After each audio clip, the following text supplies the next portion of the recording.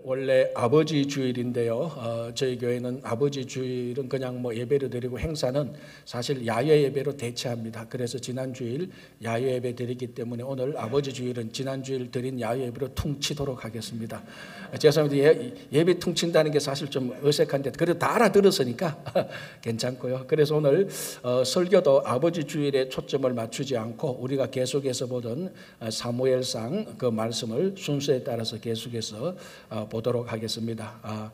오늘 이제 우리가 함께 볼 이 말씀은 사무엘상 17장. 아마 성경에서 사람들이 가장 잘 알고 있는 이야기 한 5개를 뽑아라 그러면은 아마 이야기 충분히 들어갈 겁니다. 아니면 예수 믿지 않는 사람도 성경을 모르는 사람도 다윗과 골리앗 이야기는 사실은 헐리우드 영화사에서 교회보다 더 많이 이야기를 해주니까 세상 사람들이 다 잘 아는 그런 내용입니다. 그래서 사실 설교자가 너무 잘하는 내용 가지고 설교할 때 항상 사실 좀 부담이 됩니다. 그래서 오늘 중간에 막 헤매면은 목사님이 부담돼서 헤매는구나라고 저희들 이해해 주시면은 제가 기쁘게 무시하고 그냥 설교를 하도록 하겠습니다. 자, 오늘 이 사무엘상 10장 전체 배경이 무언가 하면 이스라엘과 블레셋이 전쟁을 하는 겁니다. 엘라 골짜기를 중간에 두고 이스라엘 군대, 블레셋 군대가 이제 함께 모여서 전면전을 벌일 기세입니다. 이때 이스라엘의 왕은 사울 왕이고 이제 이 블레셋의 유명한 장군이 있습니다. 장수, 그 사람이 바로 골리앗입니다. 그래서 이제 고대 때는 전면전으로 전쟁을 하기도 하고 때로는 우리가 이겨봤자 그래도 손해를 볼 것이다. 그런 이제 판단이 들면은 전면전을 벌이지 않고 이쪽에서 대표 선수 1명, 이쪽에서 대표 선수 1명, 그래 대표자 2명이 나와서 싸워서 이기는 쪽이 그 전쟁에서 승리하는 쪽으로 하는 이런 방식의 전쟁을 많이 사용했습니다. 아마 여러분들은 뭐 영화나 드라마를 통해서 많이 볼 수 있고 어떻게 보면 굉장히 상식적인 그런 전쟁이기도 합니다. 오늘 바로 본문이 그런 전쟁입니다. 이스라엘과 블레셋이 딱 이제 전면전을 하려고 딱 이렇게 나섰는데 먼저 블레셋 쪽에서 골리앗을 앞서서 내옵니다. 아마 자기들이 자신이 있었겠죠. 이 골리앗 가장 출중한 그 용사니까 골리앗을 대표 선수로 내보내면서 이제 골리앗이 앞에 나가서 이스라엘 군사들에게 야, 내가 나왔으니 너희들도 1명 나와라. 이제 그렇게 해서 서로 싸우자. 그래 내가 이기면은 우리 군이 이기고 네가 이기면 우리가 너희들한테 졌으니까 너희들의 종이 되겠다. 이제 그게 앞장에 나오는 내용입니다. 자, 요 분위기에서 17장 10절 11절을 제가 다시 한번 더 읽어드리겠습니다. 이렇게 되어 있습니다. 그 블레셋 사람이, 이 블레셋 사람이 누구라고요? 골리앗이죠. 그 블레셋 사람이 또 이르되 내가 오늘 이스라엘의 군대를 모욕하였으니 사람을 보내어 나와 더불어 싸우게 하라 한지라.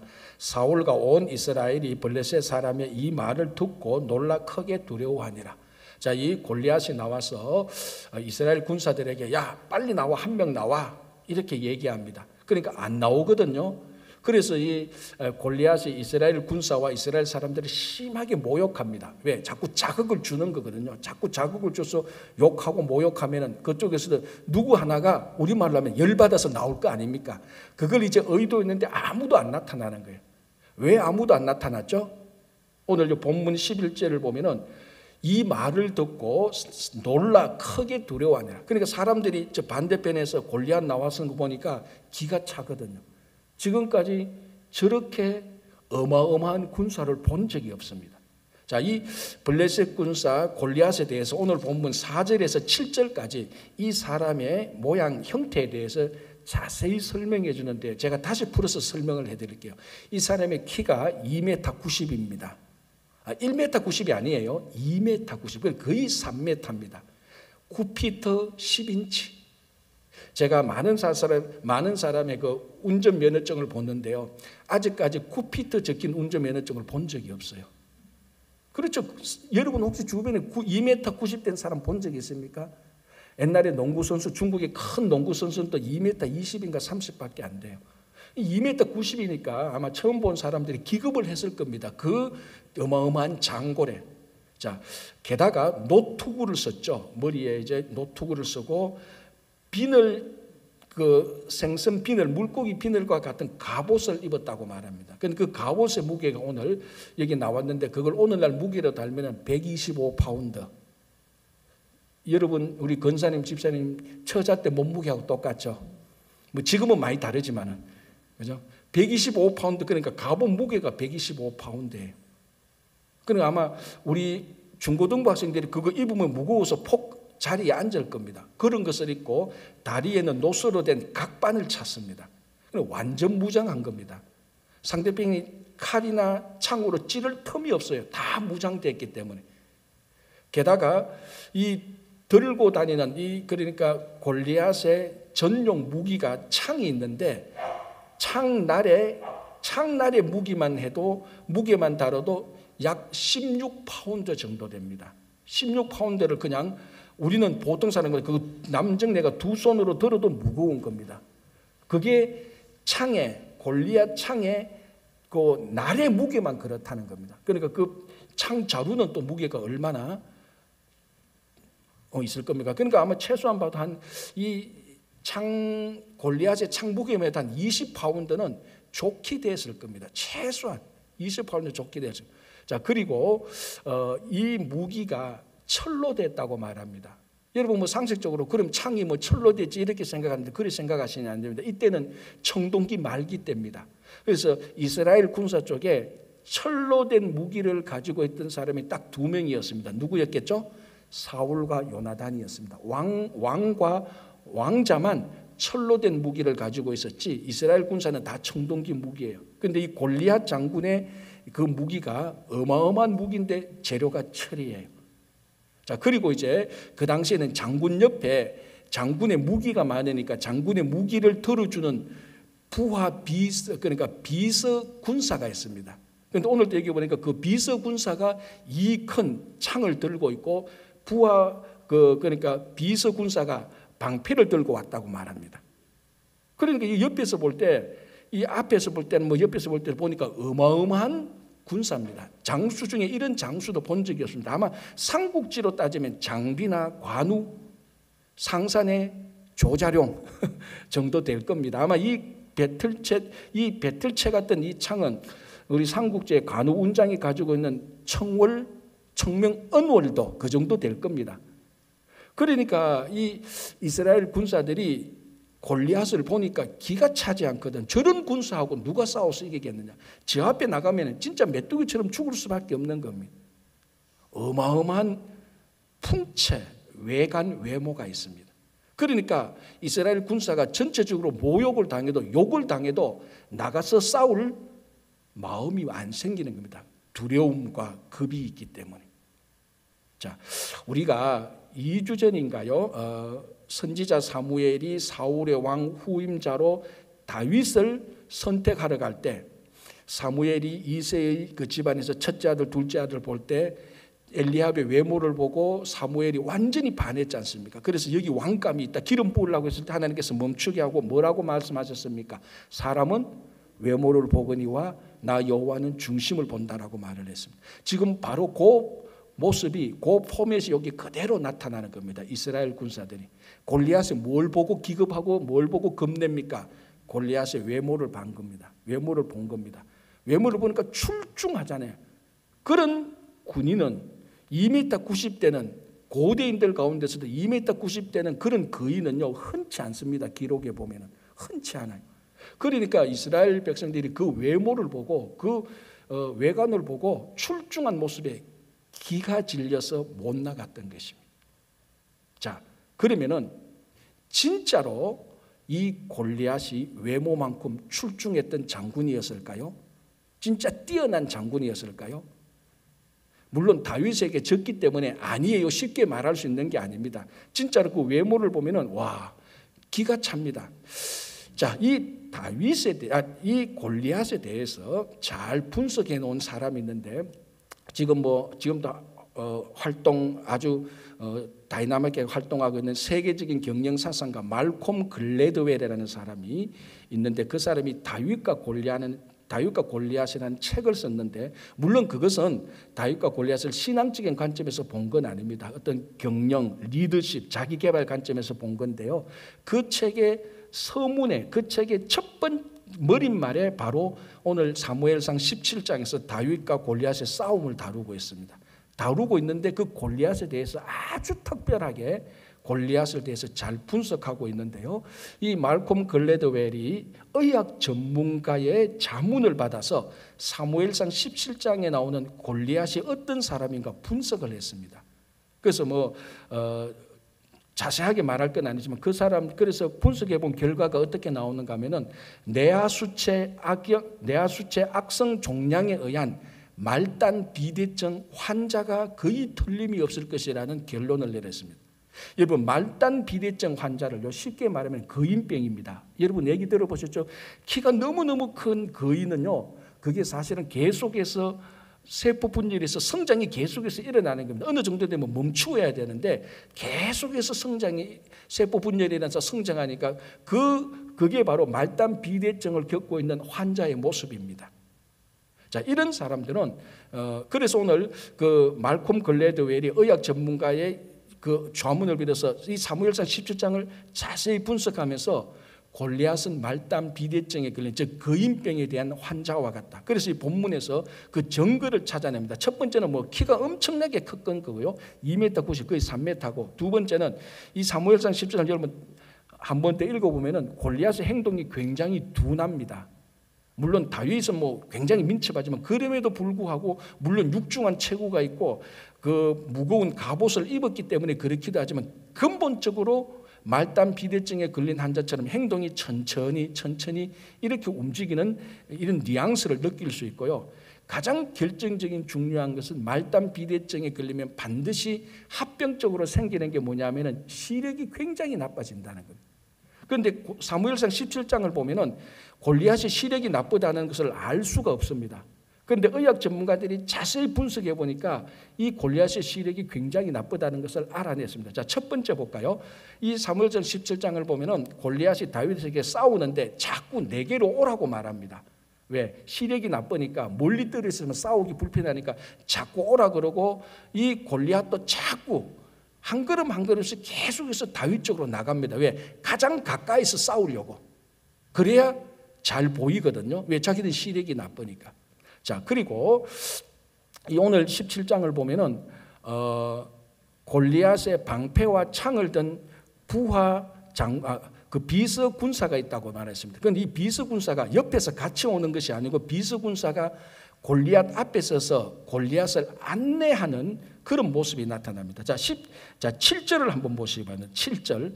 그 창 자루는 배틀재 같고 창날은 1600세겔이며 방패 든 자가 앞서 행하더라 돼 있죠.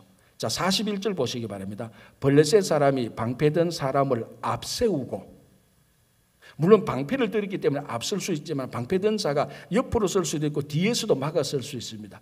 그런데 골리앗은 항상 방패 든 사람을 자기 앞에 세워서 방패 든 사람 앞에 나가도록 합니다. 왜일까요? 시력에 자신이 없거든요. 그런 흔적들이 나오고 결정적으로는 이 말단 비대증에 걸린 사람의 시력이 약한 것은 복시증이라는 그런 시력이 나쁜 현상으로 나타나는데, 복시증이 뭔가 하면 하나가 두 개로 보이는 겁니다. 물체가 하나인데 시력이 나빠서 두 개로 보이는데요. 골리앗이 그 병에 걸렸다는 겁니다. 자, 40절 볼게요. 40절 이렇게 되어 있습니다. 손에 막대기를 가지고 시내에서 매끄러운 돌다섯을 골라서, 이건 누구죠? 다윗이죠. 다윗이 골리앗하고 싸우러 나갈 때 손에 막대기 하나를 들었어요. 막대기 하나를 들고 골리앗 앞에 나갔는데 골리앗이 자기 앞에 오는 다윗을 보고 이렇게 말합니다. 43절. 블레셋 사람이 다윗에게 이르되 너가 나를 개로 여기고 막대기를 가지고 내게 나왔느냐라고 말합니다. 그런데 막대기라는 말이 또 나오는데요. 이거 히브리어 원전을 보면 43절에 막대기를 가지고 나왔느냐 아니고 막대기들을 가지고 나왔느냐가 원래 원전입니다. 그러니까 무슨 말인가 하면 다윗은 막대기 하나를 가지고 나갔는데 블레셋이 볼 때는 막대기들 2개 이상으로 보이는 겁니다. 왜? 시력이 복시증에 걸려가지고 잘 안 보이는 거예요. 왜? 말단 비대증 때문에. 말단 비대증의 가장 전형적인 합병증 부작용이 복시증입니다. 하나가 2개로 보이는 겁니다. 그래서 이 골리앗은 말단 비대증에 걸린 거인병에 걸린 환자로 보는 것이 더 적합하다라고 의학 전문가들이 결론을 내렸습니다. 자, 우리는 잘 모르겠는데 얘기를 듣고 보니까 충분히 그럴 수가 있습니다. 자, 뭘 알 수 있는가 하면은 이스라엘 사람들과 사울은 골리앗의 외모를 보고 저 출중한 장수를 누가 이기겠느냐, 전부 다 기겁하고 도망왔습니다. 그러면 이 골리앗이 진짜로 그 외관처럼 외모처럼 그만큼 출중한 장수입니까? 아니죠. 실상은 출중한 장수가 아니고 엉터리 같은 거인병에 걸린 환자예요. 무슨 말인가 하면 사람이 외관 외모를 보면 그 사람의 실상을 제대로 알지 못합니다. 여러분, 믿음이라는 게 뭡니까? 믿음이라는 것이 우리말로 하면 외모, 외관에 현혹되지 않는 겁니다. 그래서 사무엘이 이새의 첫 번째 아들 엘리압의 외모를 보고 현혹되었을 때 하나님께서 즉각 깨우쳐 줍니다. 사람은 외모를 보이지만 나 여호와는 중심을 본다. 우리말로 좀 풀어서 해석하면 믿음은 외모를 보는 게 아니다. 그 사람의 실상을 보는 거라고 깨우쳐 준 겁니다. 그런데 오늘 이스라엘 사람들과 사울은 전부 다 아직도 그 말씀을 깨닫지 못하고 사람을 보면 외모를 보는 겁니다. 골리앗도 외모를 보고 기겁을 하고 그렇게 모욕을 하면 나오라 그래도 자기 군사들이 자기 나라가 그리고 하나님의 이름이 욕을 당해도 한 명도 그 앞에 나가지 못하는 겁니다. 왜? 골리앗의 외모를 보고 현혹되어서 질려버렸기 때문에 그렇습니다. 진짜 참된 믿음을 가진 사람이라면 외모나 외관에 홀리지 않습니다. 실상을 볼 수 있는 능력을 가진 것이 참된 믿음입니다. 자, 여러분, 우리 주변에 특별히 우리가 이민 생활을 하면서 얼마나 많은 종류의 골리앗과 싸웁니까? 싸워야 됩니까? 미국이 처음에 공항에 내려올 때 영어가 엄청난 골리앗입니다. 아직까지도 영어는 골리앗이에요. 미국의 문화, 시스템, 미국의 경제제도, 이 땅에 살아가는 신분, 때로는 자녀들의 일, 직장의 일들, 뭐 주변의 골리앗과 같은 환경과 골리앗과 같은 인물들, 골리앗과 같은 관계들이 수두룩하게 우리를 포진하고 있습니다. 그런 외모만 본다면, 외관만 본다면, 겉모습만 본다면 우리는 전부 다 기겁하고 질려서 아무 일도 하지 못할 겁니다. 믿음이라는 것은 외관과 외모를 뛰어넘어서 실상을 볼 수 있는 눈입니다. 아무도 보지 못합니다. 자, 이때에 다윗이라는 한 소년이 나타나게 되는 겁니다. 자, 본문을 한번 보겠습니다. 17장 33절에서 37절 중간까지 제가 한번 더 읽어드리겠습니다. 사울이 다윗에게 이르되 너가 가서 저 블레셋 사람과 싸울 수 없으리니 너는 소년이요 그는 어려서부터 용사임이니라. 다윗이 사울에게 말하되 주의 종이 아버지의 양을 지킬 때에 사자나 곰이 와서 양떼에서 새끼를 물어가면 내가 따라가서 그것을 치고 그 입에서 새끼를 건져내었고 그것이 일어나 나를 해하고자 하면 내가 그 수염을 잡고 그것을 쳐 죽였나이다. 주의 종이 사자와 곰도 쳐선즉 살아계시는 하나님의 군대를 모욕한 이 할례받지 않은 블레셋 사람이리이까 그가 그 짐승의 하나와 같이 되리이다. 또 다윗이 이르되 여호와께서 나를 사자의 발톱과 곰의 발톱에서 건져내셨은즉 나를 이 블레셋 사람의 손에서도 건져내시리이다. 자, 첫 번째로 거인과 싸워서 이기는 법은요, 제가 좀 전에 말씀드린 것처럼 거인의 외모, 거인의 외관에 겁먹지 않는 겁니다. 거인의 실상을 바라보는 것입니다. 자, 이제 두 번째가 오늘 이 33절에서 37절에 그 비법이 나와 있습니다. 자, 다윗이 아버지의 심부름으로 형들이 전쟁하고 있는 블레셋과 전쟁하고 있는 전쟁터에 심부름으로 갑니다. 마침 다윗이 거기 전쟁터에 갔는데 그때 마침 집 골리앗이 이스라엘 군사를 모욕하면서 야 빨리 한 명 나와라고 바로 그 타이밍에 다윗이 거기 갔습니다. 다윗이 그러니까 그 소리를 듣고 아니 이게 무슨 소리입니까? 저 군사가 왜 하나님의 군대를 모욕하고 하나님을 모욕합니까? 그래서 막 이래저래 알아보니까 여차저차해서 알아보니까 아 우리 쪽에 골리앗과 싸워서 나걸 싸울 용사가 없으니까 저 골리앗이 저렇게 지금 고함치면서 한 명 나오라고 말하는구나. 그 얘기를 듣고 다윗이 뭐라고 말합니까? 내가 가겠소라고 말하는 겁니다. 그래서 옆에 있던 군사가 그 얘기를 듣고 사울 왕에게 일러줍니다. 왕이시여, 우리 가운데 한 소년이 한 아이가 골리앗과 싸우겠다 하는데 데려와도 좋겠습니까? 사울이 그래 한번 데려와 봐라. 그리고 사울이 다윗과 만나서 사울이 다윗에게 하는 대화가 이 내용입니다. 뭐라고 말합니까? 사윗이 다윗에게 너는 소년이다. 저 사람은 어려서부터 용사였다. 아주 한 방에 딱 정리합니다. 다윗 너는 소년이잖아. 그런데 골리앗 이 사람은 네 나이보다 더 적을 때부터 전쟁터에서 잔뼈가 굵은 출중한 장수다. 네가 이길 수 있겠느냐 이 말입니다. 33절이. 자, 사울이 다윗과 골리앗에 평가한 것은 정확합니다. 다윗은 소년이고 골리앗은 출중한 군사가 맞습니다. 이렇게 보는 관점은 세상 모든 사람들이 누구나 다 그렇게 봤습니다. 이스라엘 군사도 그렇게 봤고 사울 왕도 다윗은 소년이고 골리앗은 출중한 장수라고 봤습니다. 이건 누구나 그렇게 보는 관점입니다. 누구나 그렇게 생각합니다. 틀린 게 아닙니다. 그러나 하나님이 기뻐하시는 관점은 아니죠. 그 얘기를 듣고 다윗이 사울 왕에게 뭐라고 말합니까? 쉽게 말하자면 나로 말하자면 이거부터 말합니다. 나로 말하자면은 내가 들에서 양을 칠 때에 사자도 덤볐고 호랑이도 덤볐습니다. 그때마다 하나님께서 나를 구해 주셨습니다.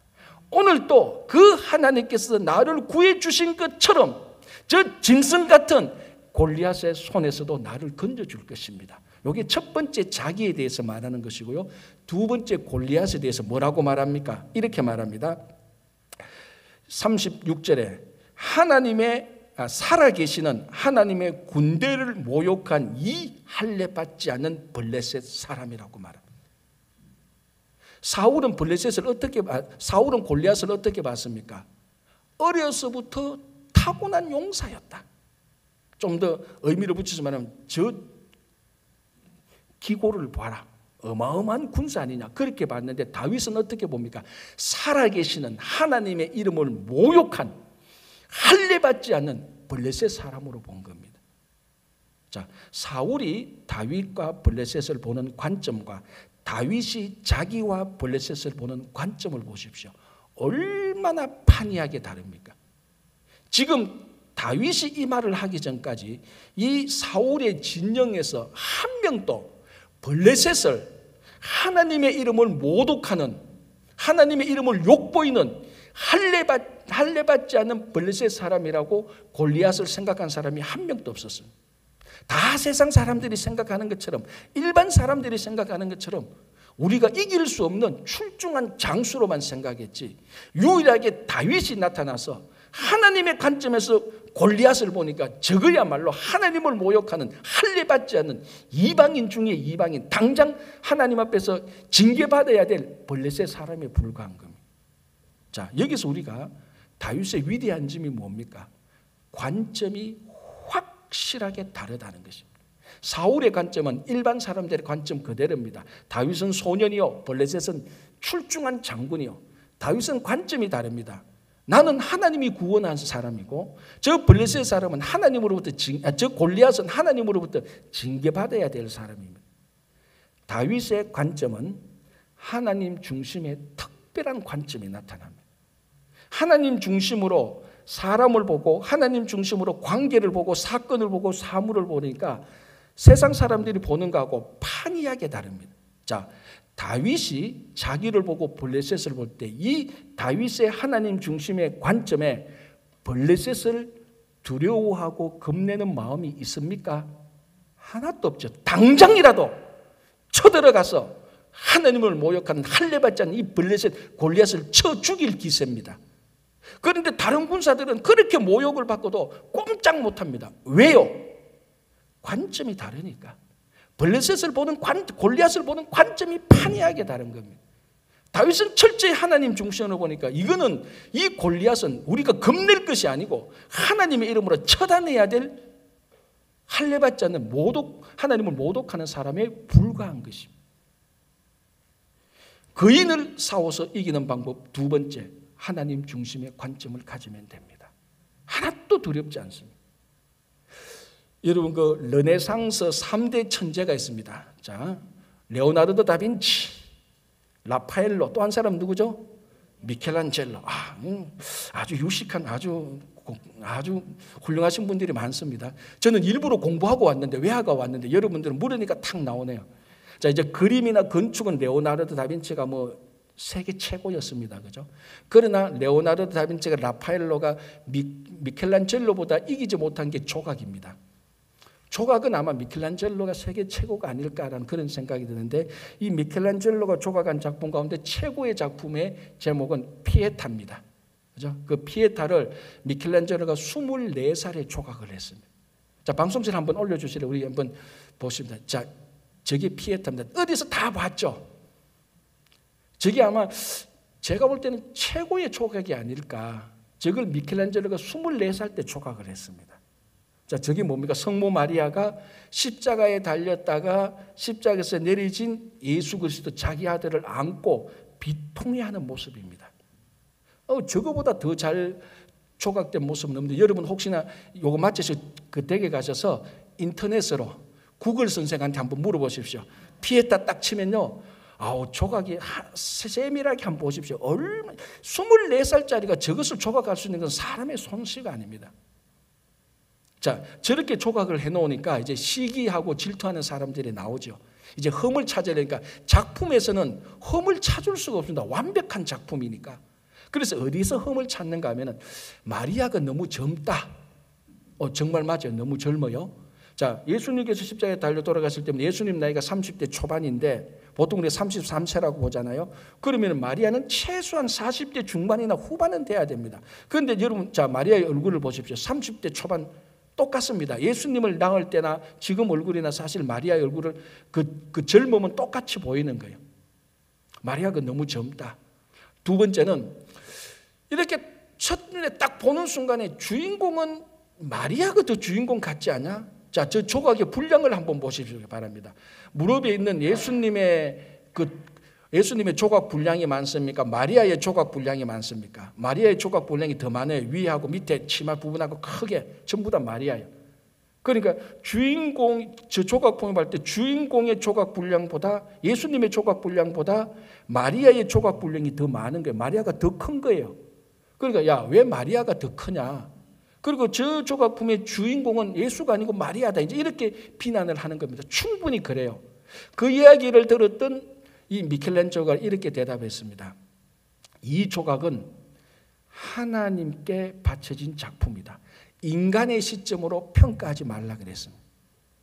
자, 그런데 이렇게 앞에서 보면은 저 조각은 사람들이 비난했던 그 모습하고 비슷합니다. 저기서 어디서 왜 하나님께 바쳐진 조각일까 좀 의구심이 생기는데요. 여러분, 하나님이 보는 관점에서 그러면 저 조각을 봐야 됩니다. 우리가 물리적인 이 장소에서 하나님이 보는 관점, 하나님의 위치는 위쪽입니다. 그죠? 그러면 저 글을 위쪽에서 봐야 되는 게 이렇게 되는 겁니다. 판이하게 다르죠. 위쪽에서 보면 누구만 보입니까? 십자가에서 달려서 내려서 예수만 확연하게 보이죠. 마리아는 얼굴도 안 보여. 그러니까 하나님의 관점에서 보니까 하나님 아버지의 아들 독생자가 십자가에서 내려와서, 십자가에 달려서 내려와서 얼마나 비참하게 지금 고통 속에 있는가를 보여주는 겁니다. 저걸 앞에서 보면은 하나도 안 보여. 사람의 앞에서 본다는 것은 사람의 관점에서 보는 겁니다. 사람의 관점에서 보면 마리아가 더 크게 보이고 마리아가 주인공 같아 보이는데, 미켈란젤로가 의도했던 것은 사람이 아니고 하나님의 관점에서 보는 것을 위에서 보도록, 그렇다고 위에서 보면서 작업을 한 게 아니고 앞에서 보면서 작업을 했는데 저런 작업이 나온 겁니다. 그러니까 천재죠.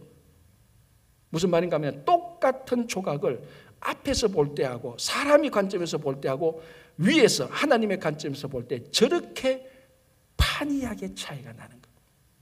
똑같은 골리앗을 보는데 사람들은 전부 다 두렵고 무서워할 존재로 보는 반면에, 다윗은 하나님의 관점에서 볼 때 전혀 두렵지 않습니다. 지금 당장 달려가서 쳐 부수어야 될 존재로 본 것입니다.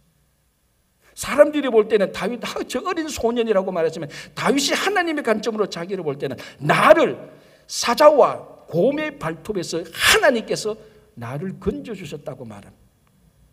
거인과 싸워서 이기는 두 번째 방법, 다시 말씀드립니다. 하나님의 관점에서 보면 됩니다.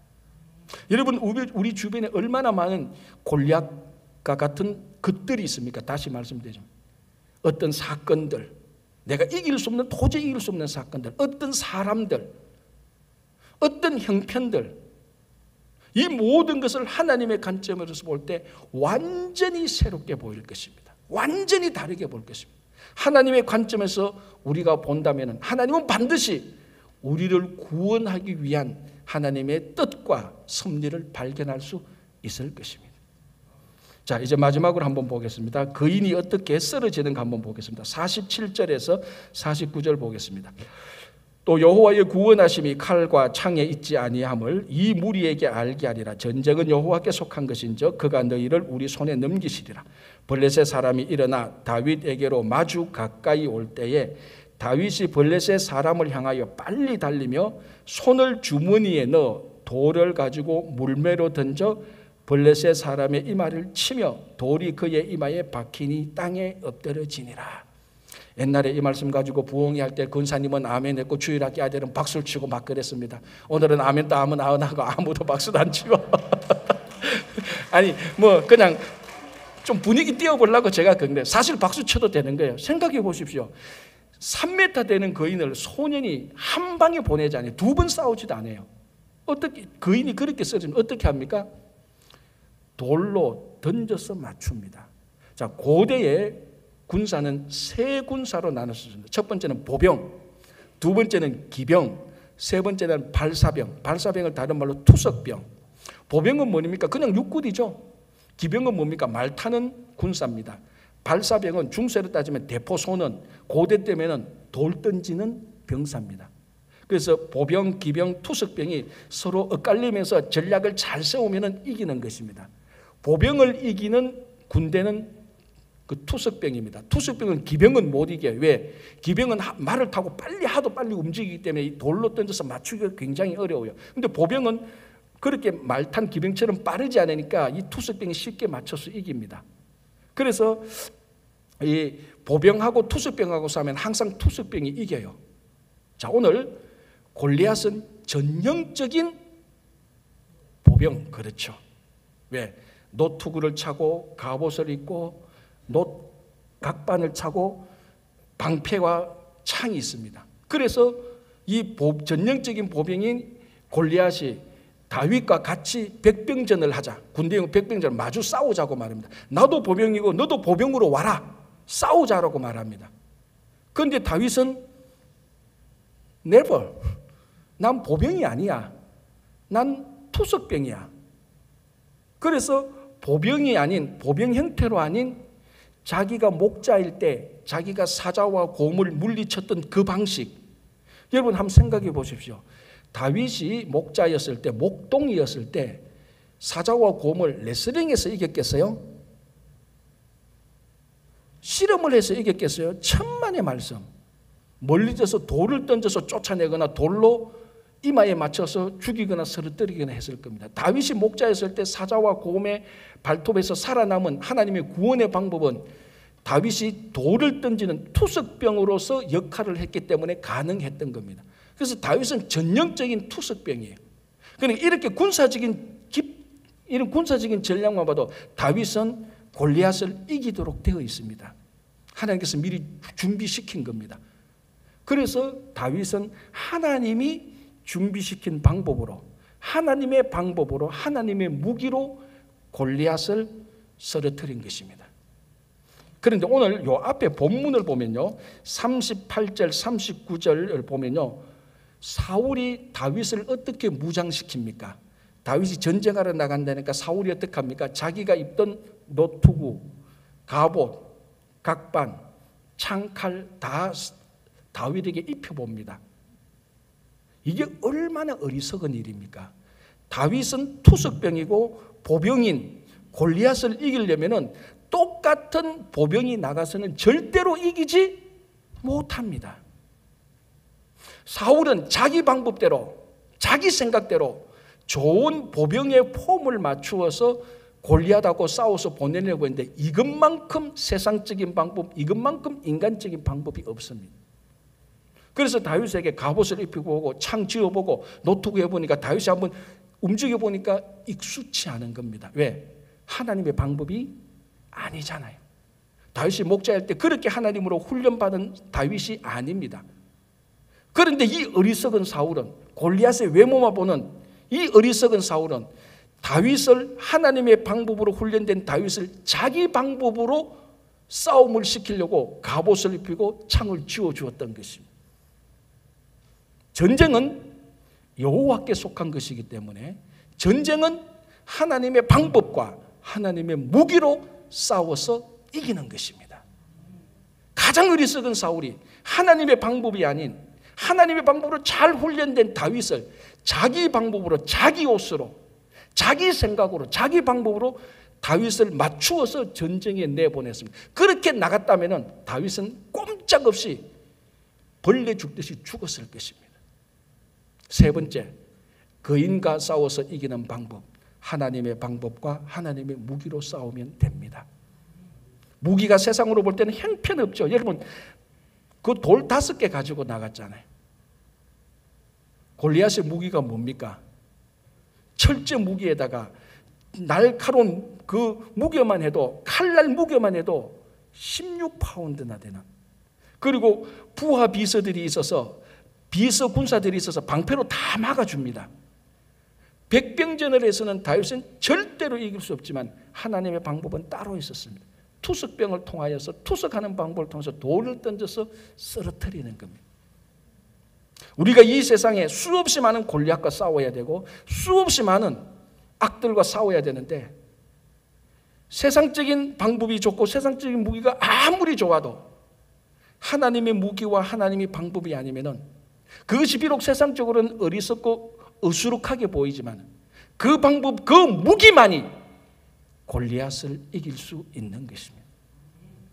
여러분들이 지금 가지고 있는 세상의 무기와 세상 방법을 내려놓으시고 하나님께서 여러분들을 훈련시키는 방법으로, 하나님께서 여러분들을 다루는 방법으로, 하나님께서 여러분에게 주시는 그 무기로 골리앗과 같은 세상을 싸워서 이기시기 바랍니다.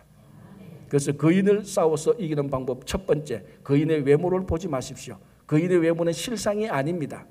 두 번째, 거인을 싸워서 이기는 방법, 하나님의 관점으로 한번 보십시오. 거인은 아무것도 아닙니다. 세 번째, 하나님의 방법과 하나님의 무기로 싸워서 이기십시오. 백전백승입니다. 기도하겠습니다.